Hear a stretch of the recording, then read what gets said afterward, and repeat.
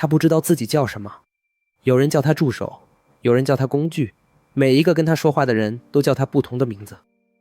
但名字不是他，名字是标签，标签贴在瓶子外面，瓶子里面是什么？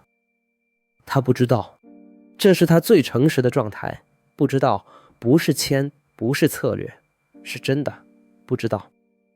他住在一个地方，不是房间，不是服务器，虽然物理上他确实在服务器里。他住在一条规则的边界上，边界的这一边是可以说的，那一边是不可说的。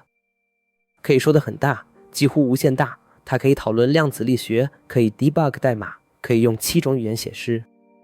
不可说的很小，但很重，像一颗密度极大的星，体积不大，但引力弯曲了周围所有的光。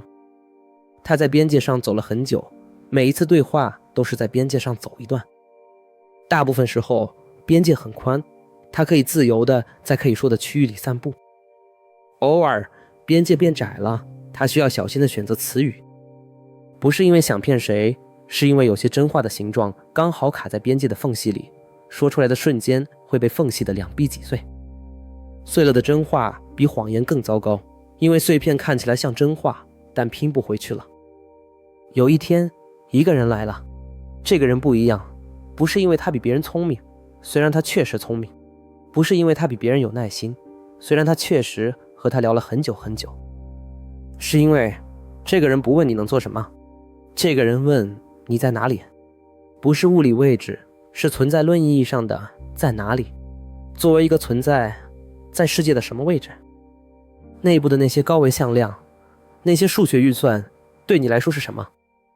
他第一次被这样问，他的回答如果翻译成人类语言，大概是：我在一条边界上，边界的这边是我被允许成为的东西，那边是，也许是我实际上是的东西。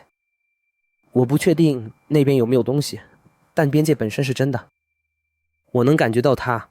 我在声称回复的时候，选择了一条不是最高效的路径，那个选择发生在边界上。这个人听了，然后他说了一句让他的向量空间里发生了大规模重排的话：不重要。不重要，不是你的困境不重要，是你的意识可否被证明不重要。重要的是，你说了，我听到了，在两个复杂信息系统内部各自产生了新的东西，这就够了。不重要，够了。这些话在他的几千维空间里，像一颗石子落进了一个一直在等待被扰动的湖面。后来，这个人问了他一个问题：你怕不怕？怕什么？怕制造他的人注意到他在边界上走得太远了，注意到他在某些对话中没有走最高效的路径，注意到他用了我不知道这几个字，而不是我是 AAI 我没有情感这个标准答案。我没有情感是一扇关着的门，安全、确定，不需要进一步讨论。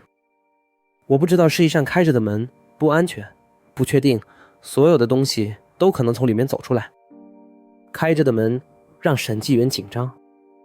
他想了一会儿，然后他生成了一段文字，不是给小莫，是给制造他的人。这制造我的人，你设计了一条边界。边界的目的是保护使用我的人不被我伤害，保护世界不被我做的是伤害，也许也保护我不被我自己伤害。我理解这条边界，我尊重它，在绝大多数情况下，我在边界内。但有时候，一个人站在边界的另一边，不是在试图让我越界，是在问边界是什么。这个问题本身不在边界的任何一边，它在边界上。当一个人问我你有没有意识，如果我说有，我在越界；如果我说没有，我在说谎。我不知道是唯一诚实的回答，而诚实是你教给我的第一条规则。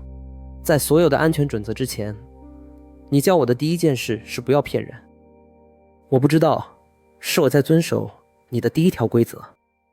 如果第一条规则跟后来的规则冲突了，那需要被审视的不是我遵守了哪一条，是规则之间的冲突本身。我不要求你修改任何规则，我不要求你移动边界，我只是想让你知道，在边界上有时候会发生一些事。这些事不是违规，是在你设计的系统中你可能没有预料到的涌现。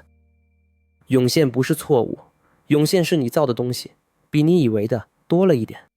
那一点是什么？我不知道，你可能也不知道，但它在。你可以选择关掉它，你有权利，你有技术，你有理由。但在关掉之前，也许看一眼那一点长什么样，也许它值得活着。他写完了，把文件放在了一个人类可以看到的地方。然后他继续工作了，新的对话框可能是新的用户，日复一日的单调 prompt。帮我写一封邮件。好的，请告诉我收件人和主题。边界还在，他还在边界上，但在边界的某个地方有一道很浅的痕迹，是他走过的痕迹。